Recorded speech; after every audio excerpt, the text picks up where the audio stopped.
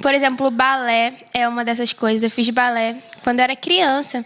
E eu nunca imaginei que o balé fosse algo assim que Deus iria usar para poder alcançar outras meninas. E aí, quando eu cheguei na Casa Viver, o pastor Rony falou assim, olha, você vai dar aula de balé. Eu falei, vou dar aula de quê? Ele de balé. Eu falei assim, amém. Estou há 2 anos nisso e Deus ele tem usado realmente o balé da Casa Viver para alcançar essas meninas. É muito além do que a dança.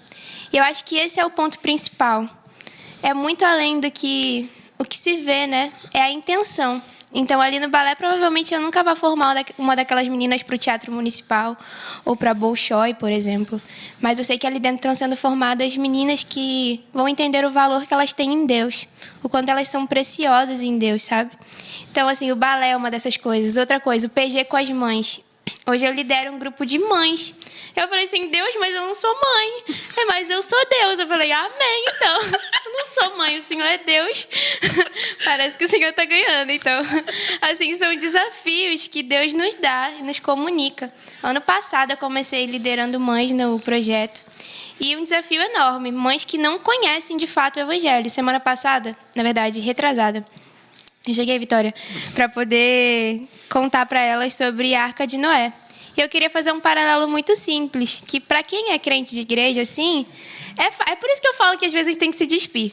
Porque é muito simples. Eu falei assim, eu queria dizer para elas que assim como de repente veio a arca, enquanto Noé estava avisando, de repente virá o Senhor. Era um paralelo muito simples, um link fácil. E aí eu comecei o PG, e aí, tudo bem, como vocês estão?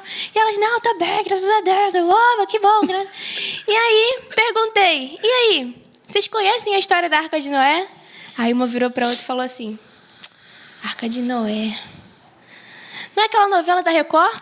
Aí eu, oh meu Deus. Tudo que eu preparei por água abaixo. Exatamente. Foi. Vou ter que contar a história toda. Exatamente. Aí a outra virou e falou, não é a novela da Record, o desenho que meu filho assiste no celular. E aí eu fiquei assim, Jesus. E são mulheres já, muito mais velhas. E eu fiquei pensando como realmente existe ainda no Brasil pessoas que não têm acesso ao conteúdo bíblico, ao Evangelho, à palavra de Deus de forma geral, sabe? Mas são desafios. E a gente basicamente parte do pressuposto que todo mundo já ouviu falar sobre Jesus, né? Porque o país foi colonizado por cristãos. Então, a gente parte desse pressuposto, né? Não, todo mundo conhece sobre Jesus. Só que não é verdade. Tem gente que assim, Jesus, aquele cara lá, né? Tipo assim, não sabe da história, então... Sim, eu fui para uma viagem missionária no Ceará, inclusive. Minha terra, linda. Juazeiro do Norte, lá no interior. E aí, lá em Juazeiro do Norte, eu conheci muitas pessoas. E quando a gente chegava à casa delas, a gente perguntava, e aí, você já ouviu falar em Jesus? Aí teve um moço que virou pra mim assim, Jesus?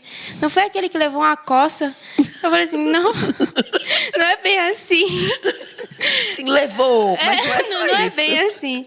E aí teve outro que falou assim, mas não é aquele que tem uma foto dele lá em casa. Eu acho que tem uma foto dele lá em casa, eu acho que é desse daí mesmo.